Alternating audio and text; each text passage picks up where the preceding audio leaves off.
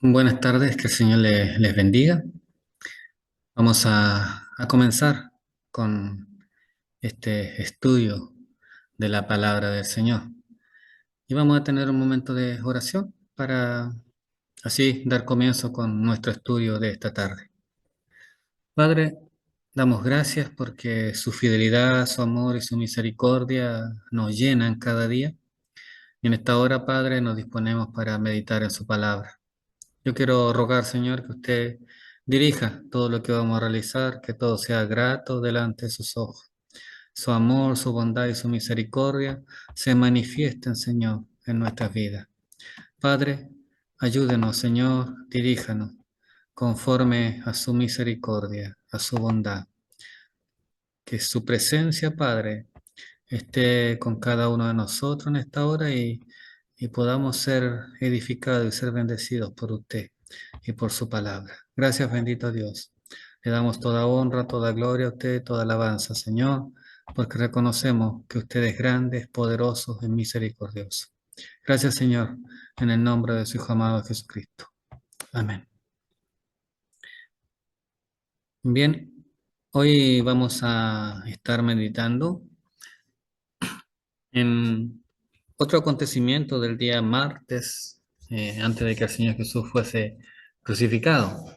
Ciertamente es un largo el tramo que se recorre en estos días porque el día miércoles no aparece como claramente registrado, así que quizás muchas de las cosas que se mencionan ocurrieron también el día miércoles, pero no tenemos como una forma de poder clasificarlo en el día miércoles. Así que todo se ha identificado como que aconteció en el día martes. Y hoy vamos a ver dos, precisamente, mensajes que el Señor Jesús entrega o hace en este último día. Recordemos que hasta aquí él había tenido que responder preguntas de los fariseos, de los saduceos, y de los herodianos y de los escribas, los intérpretes de la ley. Y ahora viene como el contraataque del Señor. Y él lo hace precisamente con una pregunta. Y hoy queremos meditar un momento acerca de esto y después, si alcanzamos, vamos a meditar acerca de un mensaje que él entrega, que el Señor Jesús entrega, refiriéndose a los intérpretes de la ley. Así que vamos a pasar a los textos bíblicos, que en donde se encuentra el pasaje que nosotros vamos a mencionar en esta tarde. El primero pasaje se encuentra en Mateo, o sea, el pasaje en sí se encuentra en Mateo 22, 41, 46, también en Marcos 12, 35 al 37 y Lucas 20, del 41 al 44. Nosotros nos vamos a centrar en el texto de Marcos capítulo 12, versículos 35 al 37. Eh, Vamos a centrarnos en ese texto para hacer el estudio. Lo otro es complementario, lo pueden leer ustedes también, pero básicamente vemos acá resumido un poco lo que aconteció. Mateo quizás un poco más extenso en lo que nos narra, pero algunos antecedentes que él aporta los vamos a mencionar, pero vamos a centrarnos en lo que Marcos nos dice al respecto. Dice, ¿cómo dicen los escribas que el Cristo es hijo de David? Dice Marcos. En Mateo se nos menciona que el Señor le hace la pregunta a los escribas y los escribas, la pregunta es si el Cristo es hijo de David y los escribas responden afirmativamente. Entonces él ahí va y le dice, ¿cómo puede decir que el Cristo es hijo de David? Sí, y ahí menciona, hace referencia al Salmo 110, en donde centra su mensaje. Y acá dice, Marcos comienza diciendo, ¿cómo dicen los escribas que el Cristo es hijo de David? Y para poder entender esto tenemos que ver el término, el significado del término Cristo. Cristo viene de la palabra griega Christos, que significa ungido o también significa elegido. Ahora, hay un equivalente en el griego, eh, perdón, en el hebreo, el equivalente a la palabra Cristo, que es el término griego, el equivalente en hebreo es Mashiach o Mesías. Por lo tanto, Cristo y Mesías significan lo mismo, ungido o elegido. Cristo es una palabra, viene de un término griego y Mesías viene de un término hebreo. Por lo tanto, él se está centrando en este término, Mesías o Cristo, que significa ungido. Entonces el Señor dice, ¿cómo dicen los escribas? Que el ungido es hijo de David y en Juan capítulo 7 versículo 42 se nos dice la escritura que del linaje de David y de la aldea de Belén, de donde era David, ha de venir el ungido o el Cristo. Entonces ellos manejaban este antecedente de que el Cristo tenía que ser del linaje de David. Ahora, en segunda de Samuel, capítulo 7, versículos 8 al 16, se nos narra lo siguiente, que tiene que ver básicamente con lo que el Señor le dice a David con respecto a a su descendencia. Versículos 8 al 16 dice, ahora pues dirás así a mi siervo David, así ha dicho Jehová de los ejércitos, yo te tomé del redil de detrás de las ovejas para que fueses príncipe sobre mi pueblo, sobre Israel. Y he estado contigo en todo cuanto has andado, y delante de ti he destruido a todos tus enemigos, y te he dado nombre grande, como el nombre de los grandes que hay en la tierra. Además, yo fijaré lugar a mi pueblo Israel, y lo plantaré para que habite en su lugar y nunca más sea removido, ni los inicuos le aflijan más, como al principio desde el día en que puse jueces sobre mi pueblo Israel, y a ti te daré descanso de todos tus enemigos. Asimismo Jehová te hace saber que Él te hará casa. Y cuando tus días sean cumplidos y duermas con tus padres, yo levantaré después de ti uno de tu linaje, el cual procederá de tus entrañas, y afirmaré su reino. Él edificará casa a mi nombre, y yo afirmaré para siempre el trono de su reino. Yo le seré a él padre, y él me será mi hijo. Y si él hiciere mal, yo lo castigaré con vara de hombre y con azote de hijo de hombre. Pero mi misericordia no se apartará de él, como la aparté de Saúl, al cual quité de delante de ti. Y será afirmada tu casa y tu reino para siempre delante de tu trono, y tu trono será estable eternamente. La promesa que Jehová le hace a David, y de esa promesa se desprende el hecho de que el Cristo, el ungido, el Mesías, vendría de la familia o el linaje de David. Entonces ellos manejaban estos antecedentes, pero el Señor quiere ir un poco más profundo. ¿Era Jesús el hijo de David al que los judíos esperaban? Y la pregunta eh, es, es clara. ¿Verdaderamente era Jesús el hijo de David al que los judíos esperaban? Y de hecho, yo creo que eso no estaba en duda. Yo creo que aún los fariseos, las autoridades religiosas, los saduceos, los fariseos, los herodianos, los intérpretes de la ley, los escribas, los sacerdotes, al final aceptaban que Jesús era eh, el hijo de David, era el descendiente de David. Entonces, el Señor quiere llevarlos a entender verdaderamente lo que significa el Cristo o el Mesías, quién es verdaderamente.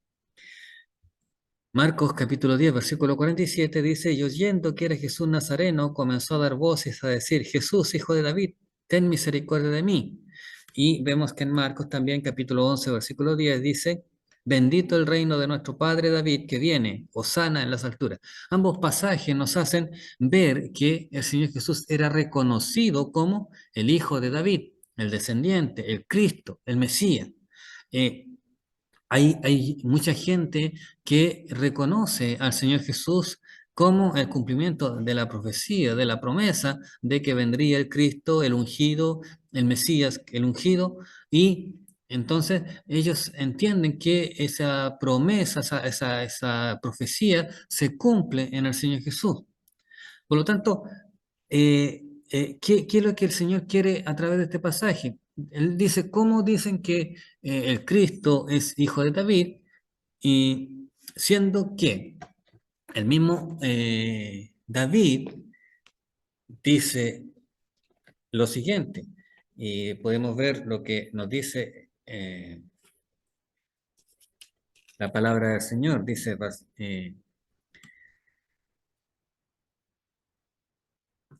¿cómo, pues, cómo dicen los escribas que Cristo es hijo de David? Versículo 36, porque el mismo David dijo por el Espíritu Santo, dijo el Señor a mi Señor, siéntate a mi diestra hasta que ponga a tus enemigos por el estrado de tus pies.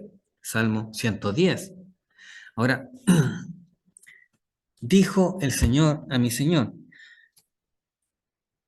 ¿Qué afirmaciones hace Jesús en este versículo 36? Dice, porque el mismo David dijo por el Espíritu Santo, ¿cuáles son las afirmaciones que vemos en esta frase? Bueno, podemos claramente identificar dos afirmaciones que el Señor está haciendo acá. Primero, la afirmación de que el Salmo 110 fue escrito por David. Lo segundo que encontramos acá es que él escribió guiado por el Espíritu Santo. Versículo 36 dice al principio, porque el mismo David, haciendo referencia a lo que dice el Salmo 110, dijo por el Espíritu Santo. Entonces, tenemos que Jehová dijo a mi Señor, siéntate a mi diestra hasta que ponga a tus enemigos por estrado de tus pies. Salmo 110, 1. El Señor está afirmando que el rey David es el que compuso, el que escribió este salmo, y también está afirmando que él lo escribió guiado por el Espíritu Santo. Ahora, al meditar en este pasaje, en este salmo, versículo 1 que se menciona acá, tenemos que meditar en lo siguiente. ¿Quién hacía la invitación? Dijo el Señor a mi Señor, siéntate a mi diestra hasta que ponga a tus enemigos por estrado de tus pies. ¿Quién es el que hace la invitación? Irremediablemente tenemos que reconocer a la presencia de Jehová o Jehová quien está haciendo la invitación. Según David dice, dijo el Señor a mi Señor. Por lo tanto, está haciendo la afirmación de que Jehová está haciendo la invitación. ¿Por qué? Porque en el Antiguo Testamento la palabra Señor se le aplica solamente a, eh, a Jehová, a nadie más. Nadie más se le aplicaba esa palabra. De hecho, el término es el siguiente. El término que se usa es Adonai. ¿Qué significa Adonai? El dueño, el amo, el Señor. Y solo se le atribuye a Jehová este término, Adonai, a nadie más. Por lo tanto, ¿quién hace la invitación? El Señor, Jehová, a el Señor. Y eso es algo que debemos meditar. ¿A quién se dirigía la invitación? La invitación se estaba dirigiendo a nada más y nada menos que el Señor Jesús.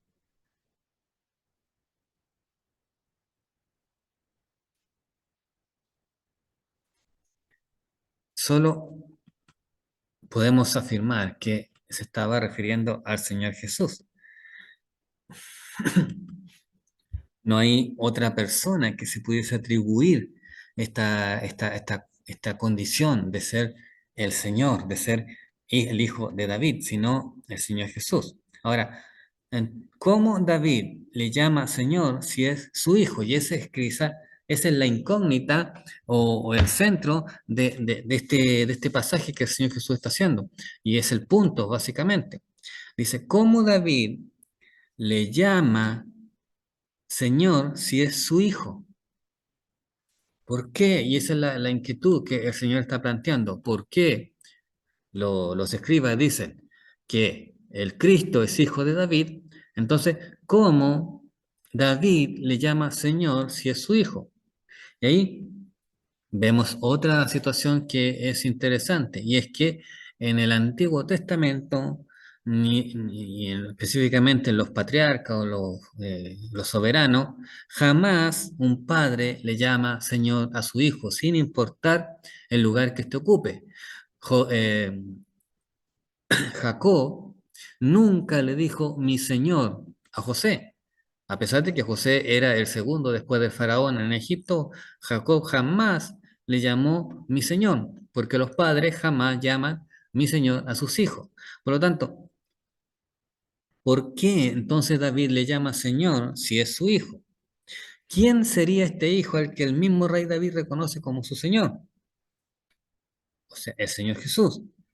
Ahora, ¿por qué entonces ¿y cómo podía llamar Señor a un descendiente suyo que todavía no había nacido? Y eso es lo que eh, el Señor quiere llevar a meditar a los escribas. ¿Qué significaba el término Señor en ese tiempo? Como ya lo dijimos anteriormente, Adonai, que era el término que se usaba, significaba eh, dueño, amo, y solo se atribuía a Dios. Por lo tanto, cuando alguien leía en el Antiguo Testamento el Salmo 110, versículo 1, leía, dijo, por así decirlo, Jehová a Jehová, o Dios a Dios. Recordemos que Yahvé o Jehová no se pronunciaba en el contexto hebreo porque consideraban que era un término demasiado santo. Por lo tanto, para referirse a Dios, ellos no se referían como Jehová, sino se referían como Adonai, como Señor, reconociendo que Él era Dios. Por lo tanto, cuando alguien escuchaba este Salmo 110, versículo 1, él decía, escuchaba lo siguiente, dijo Dios a Dios, o dijo Jehová a Jehová, o dijo el Dios Todopoderoso al Dios Todopoderoso. Eso es lo que se entendía. Y de hecho, en Apocalipsis capítulo 22, versículo 16, el Señor Jesús, mismo Jesús dice, yo Jesús he enviado a mi ángel para daros testimonio de estas cosas en la iglesia. Yo soy la raíz y el linaje de David, la estrella resplandeciente de la mañana. Yo soy, dice, la raíz y el linaje de David. O sea, Él es el comienzo y el, el último. Por lo tanto, lo que el Señor está haciéndole ver a los intérpretes de la ley es que él, en su condición de Cristo, no asume esa condición en el momento que nace, sino que aún antes de David, él ya existía. La conclusión entonces es que el Mesías tenía que ser humano, pero también divino. Como hijo de David, él era humano, pero como señor de David sería divino. Él existía antes de que David existiera.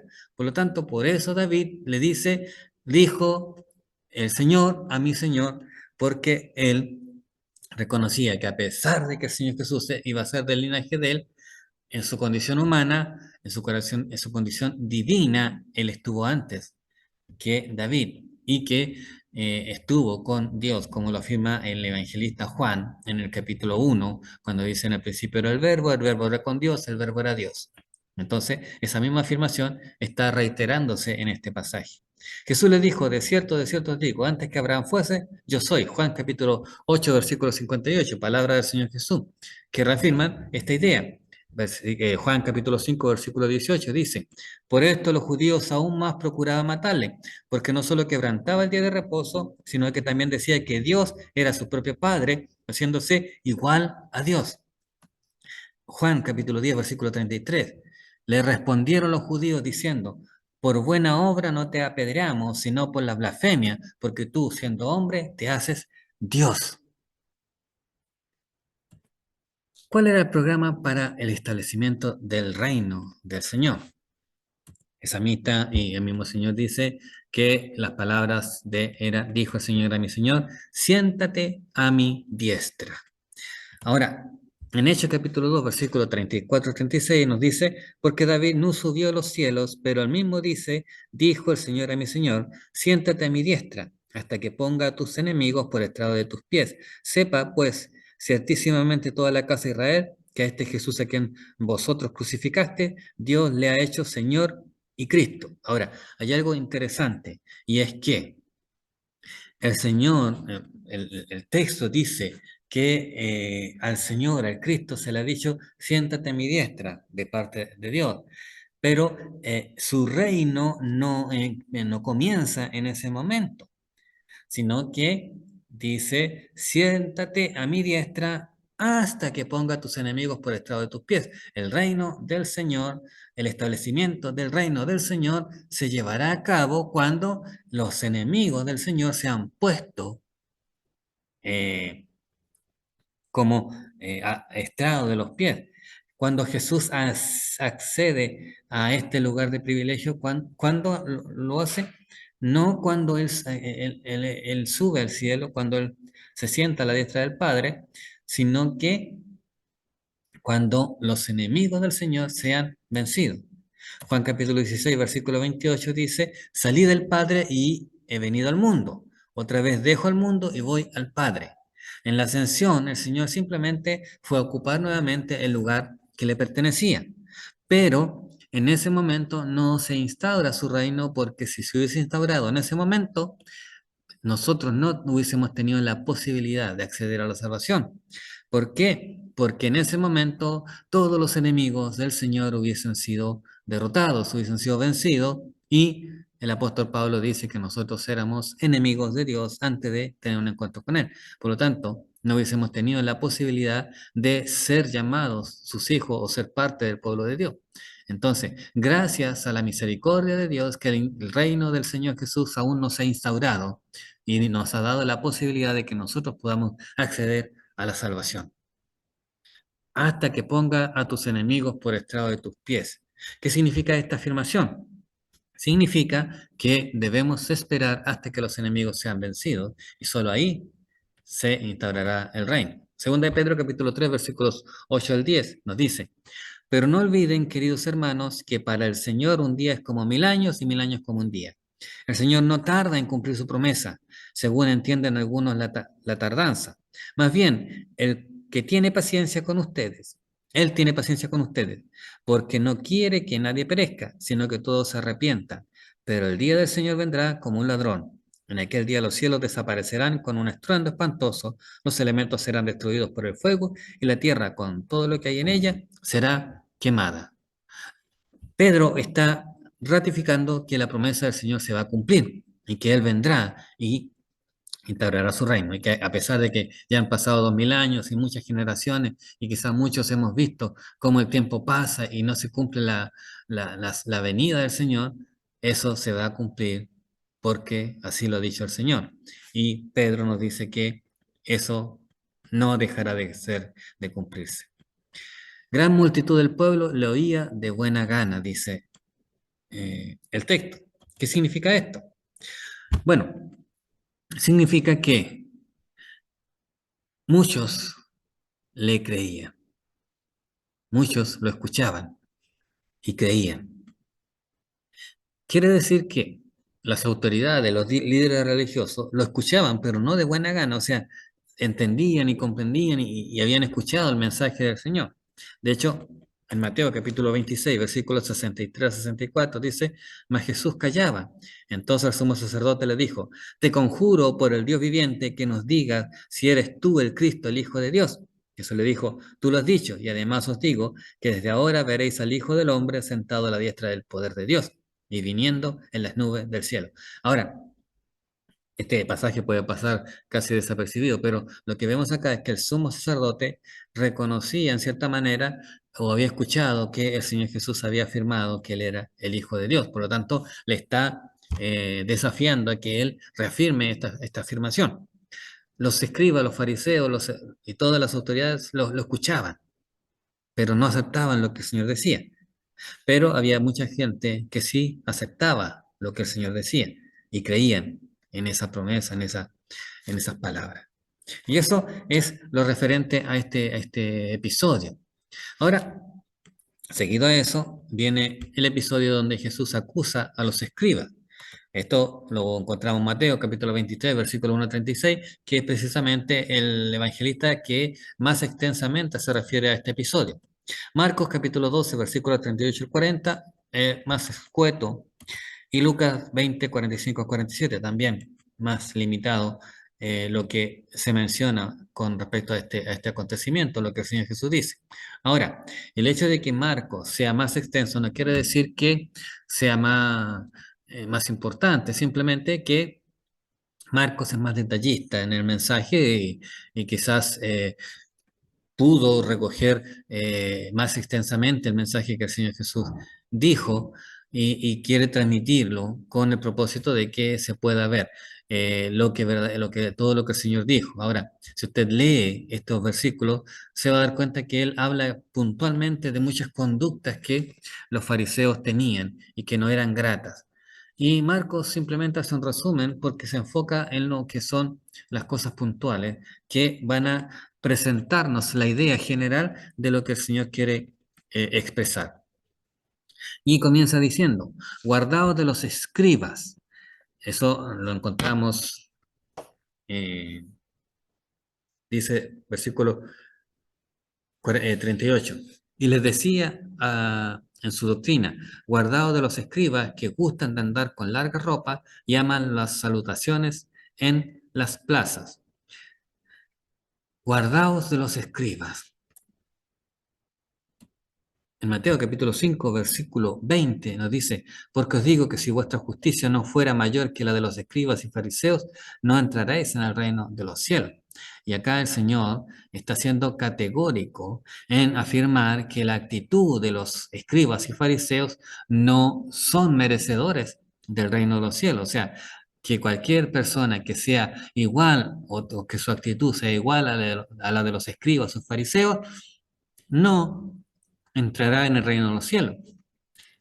Lucas 11:52 nos dice, ay de vosotros, intérpretes de la ley, porque habéis quitado la llave de la ciencia, vosotros mismos no entraste y a los que entraban se lo impediste. O sea, no solamente no cumplían la voluntad del Señor, sino que no permitían que otros pudiesen acceder al reino de los cielos.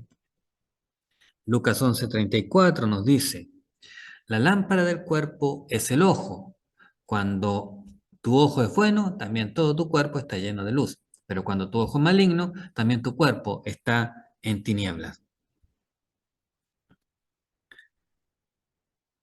Lo importante es lo que nosotros eh, podamos ver.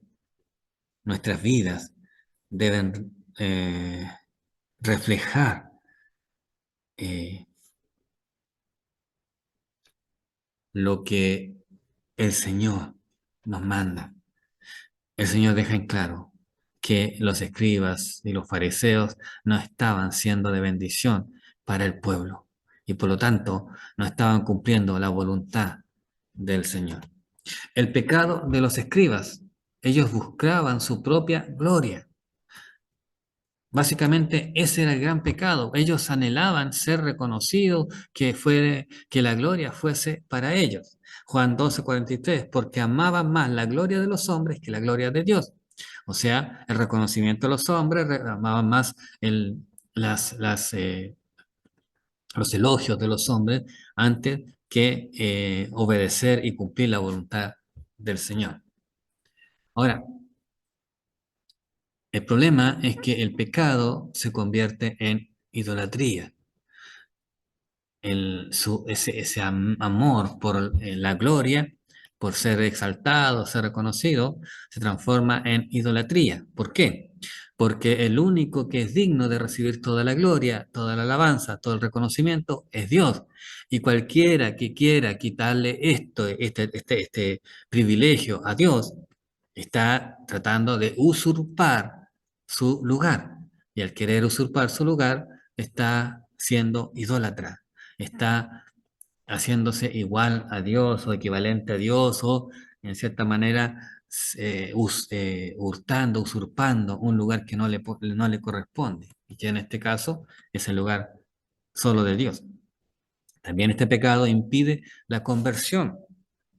En Juan capítulo 5 versículo 44 nos dice, ¿cómo podéis vosotros creer, pues recibís gloria los unos de los otros si no buscáis la gloria que viene del Dios único?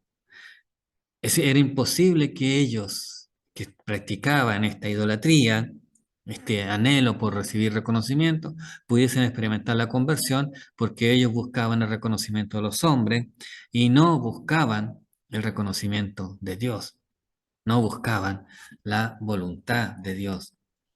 Anulan el testimonio. En Juan capítulo 12, 42 al 43, versículos 42 al 40 y 43 nos dice, con todo eso aún de los gobernantes, muchos creyeron en él, pero a causa de los fariseos no lo confesaban para no ser expulsados de la sinagoga, porque amaban más la gloria de los hombres que la gloria de Dios. Y acá nos lleva a entender que habían algunos que creían en el Señor, recibían el mensaje, pero por vergüenza o por temor a perder el reconocimiento de los hombres y ser objeto de burla a causa de su fe, no confesaban su fe en el Señor.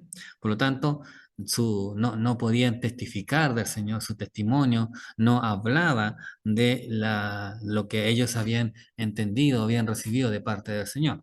Así que ese pecado de buscar la gloria de los hombres les impedía dar un testimonio de su fe en el Señor.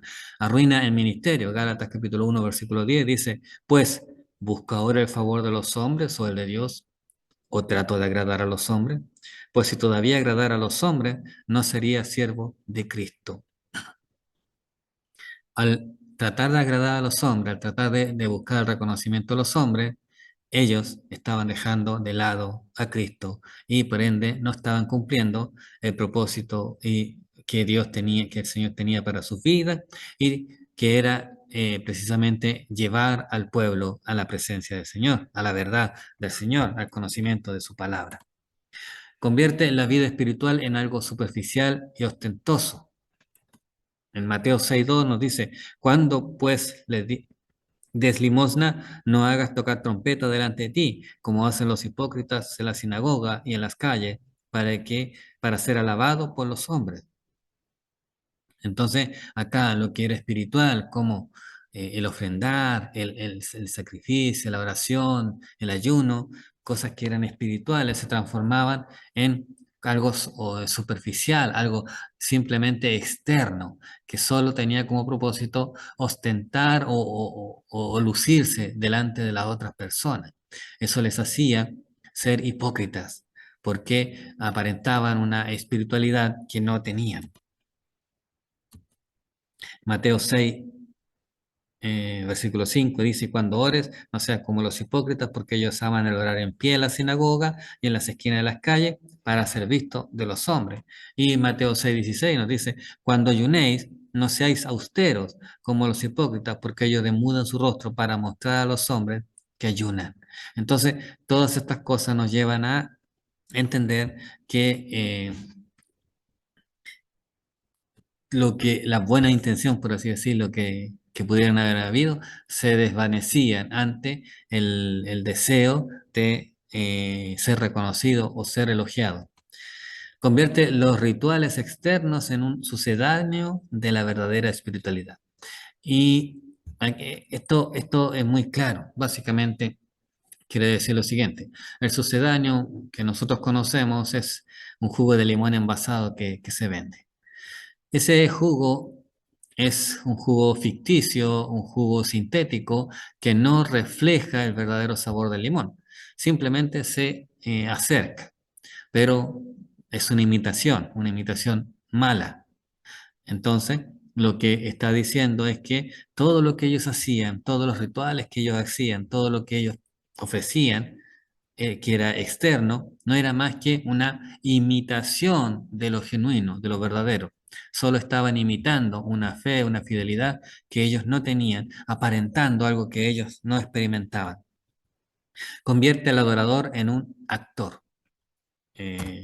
En Mateo 15, versículos 7 al 8 dice, hipócritas, bien profetizó de vosotros Isaías cuando dijo, este pueblo de labios me honra, mas su corazón está lejos de mí. Así que por el deseo de la vanagloria, del elogio, del reconocimiento, lo que se haga sea simplemente como una actuación, como una hipocresía. No es genuino, no es verdadero. Conduce a otros a la hipocresía. Mateo 23:4 nos dice, porque atan cargas pesadas y difíciles de llevar y las ponen sobre los hombros de los hombres, pero ellos ni con un dedo quieren moverlas.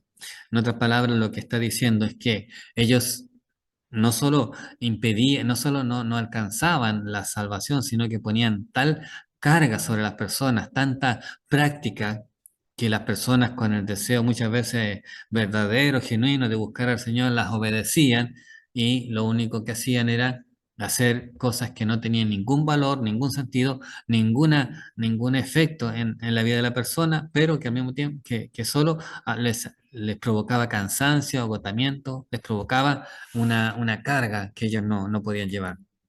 Hace que las personas se sientan superior. Bueno, ellos al, al aparentar y a ser reconocido y recibir los elogios de las personas, se consideraban superiores a los demás y miraban a los demás con desprecio.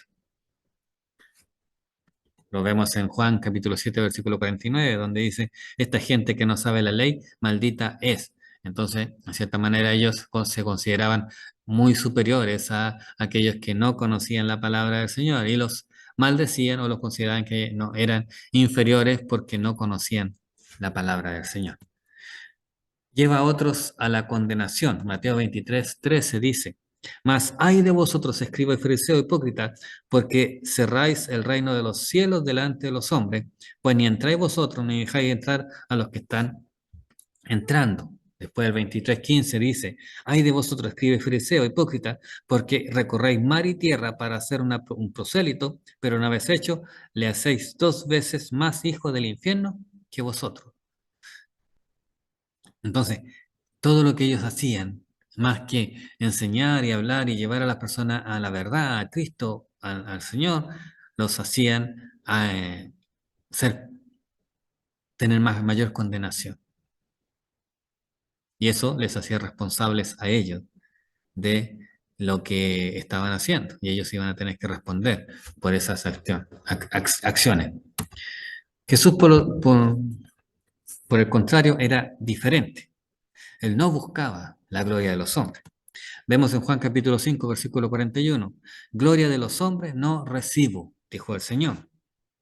También tenemos en Juan capítulo 8, versículo 50. Pero yo no busco mi gloria, hay quien la busca y juzga. Nuevamente el Señor deja en claro que Él no está buscando el reconocimiento de los hombres. Juan capítulo 12, versículo 28 dice, Padre, glorifica tu nombre. Entonces vino una voz del cielo, lo he glorificado y lo glorificaré otra vez. Ahí nos está mostrando el Señor Jesús que Él no buscaba la gloria para sí, sino para el Padre. Juan 17:4 dice, porque yo te he glorificado en la tierra y he acabado la obra que me diste que hiciese. Nuevamente nos deja en claro que Él buscaba la gloria del Padre, el reconocimiento hacia al Padre, no hacia Él. Mateo 6:9 y 10 dice, ustedes deben orar así.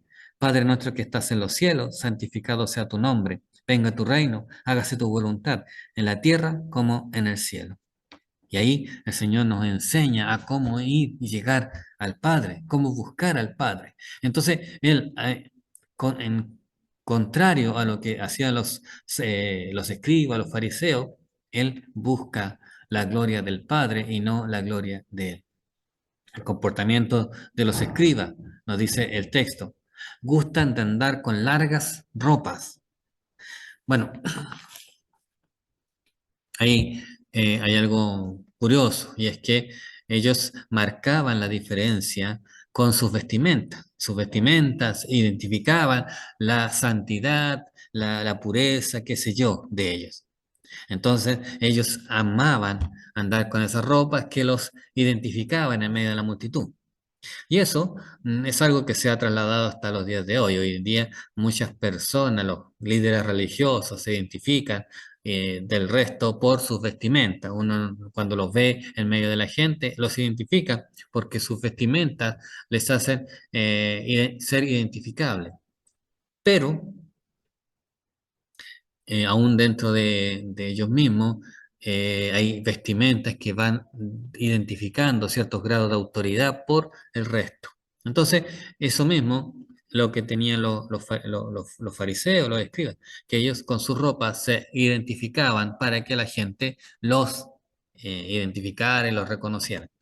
Aman la salutación en las plazas, dice Mateo 23:7, y las salutaciones en las plazas, y que los hombres los llamen rabí, rabí.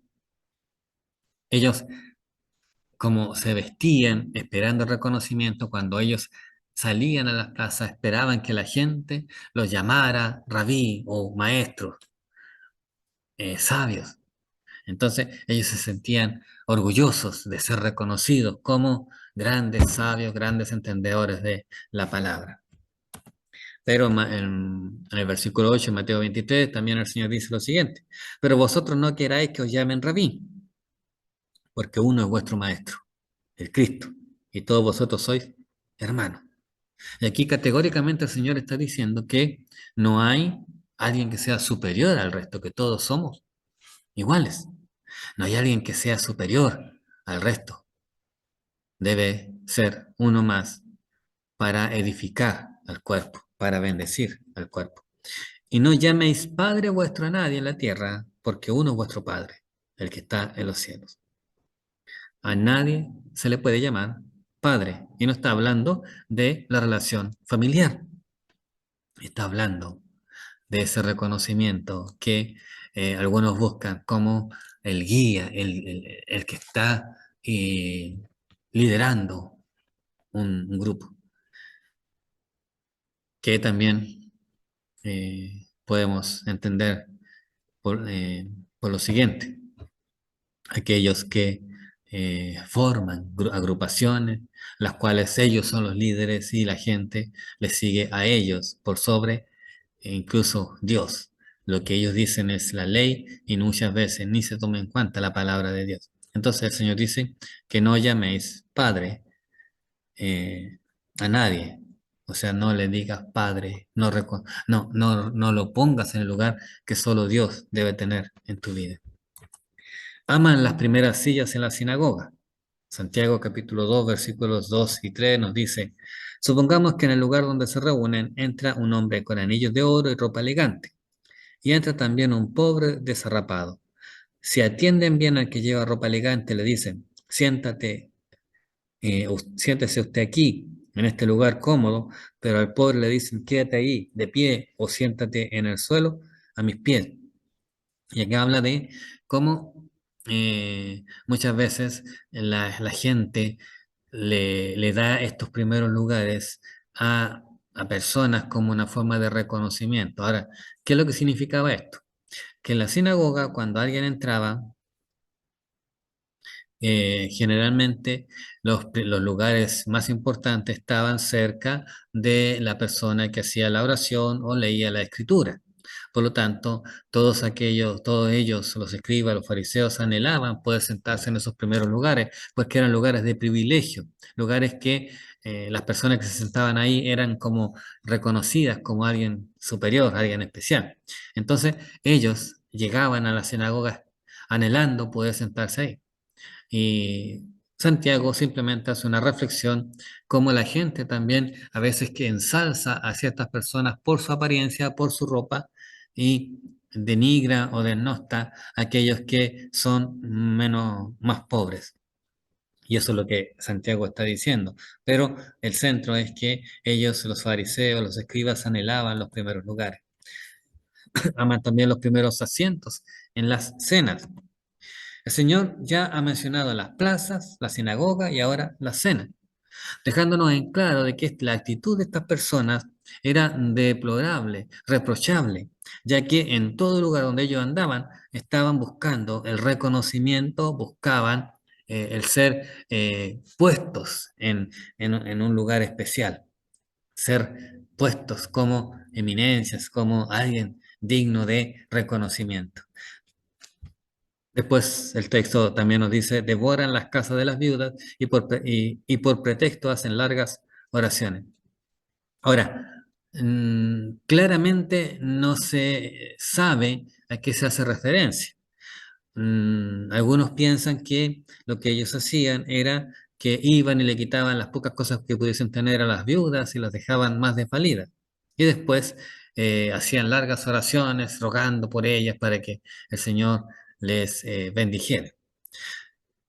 Otros afirman que lo que ellos hacían era ir a las casas de las viudas y estas para corresponder a las tan importantes visitas que ellos tenían, a veces le daban todo lo que tenían, les servían los pocos alimentos que tenían y ellos se servían a destajo y después hacían oraciones largas como recompensando a los dueños de casa a la dueña de casa en este caso por lo que ellos habían hecho. Entonces, ya sea una o ya sea la otra, estaba era claro que era reprochable la actitud que ellos tenían hacia estas mujeres que eran viudas. Una tendencia de todos los tiempos es el hecho de que aún hoy en día hay mucha gente que busca el reconocimiento, buscan el ser exalzado, el que haya una recompensa por lo que se hace, es que su nombre no quede en oculto, sino que se sepa lo que está haciendo, lo que va a hacer. Muchas veces debemos meditar en nuestras vidas, en cuál es el propósito de lo que hacemos, si oramos para el Señor o oramos para ser escuchados, si predicamos para que seamos reconocidos, seamos exaltados, o o predicamos para entregar el mensaje del Señor. Nos esforzamos por hacer las cosas para para ser visto, para que la gente nos dé un reconocimiento, o lo hacemos verdaderamente para el Señor. Esa es una tendencia, lo mismo que los escribas, los fariseos hacían, se transforma en muchas cosas, muchas veces en lo que nosotros hacemos para poder a veces simplemente recibir un reconocimiento, un elogio. Estos recibirán mayor condenación. Hay dos ambiciones que controlan todas las demás. Una es nuestra propia gloria y la otra es la gloria de Dios. Y aquí el término puede sonar eh, como contradictorio. Cuando hablamos de dos ambiciones, y ambición generalmente se mira desde la perspectiva negativa como algo malo. Pero ambición tiene que ver con algo que yo anhelo, que yo deseo. Por lo tanto, hay dos cosas que yo puedo anhelar o desear. La gloria para mí o la gloria para Dios. Y básicamente son las dos opciones que tenemos. O buscamos la gloria de nosotros y recibimos mayor condenación, o buscamos la gloria de Dios y recibiremos recompensa. Esas son las opciones que tenemos y no hay otra. El Señor nos lleva a meditar en esto a través de este pasaje en donde Él confronta precisamente a los intérpretes de la ley, a los escribas, por su actitud, a los fariseos por sus actitudes deplorables, reprochables, que no cumplían el propósito para el cual el Señor les había puesto ahí. Y eso sería por esta semana. Que el Señor les bendiga, hermano. Que tengan una excelente semana y si Dios así lo permite, ya estaremos culminando la próxima semana con el último estudio y tomaremos un receso hasta que retomemos eh, en marzo lo que es el estudio bíblico. Así que el Señor les bendiga.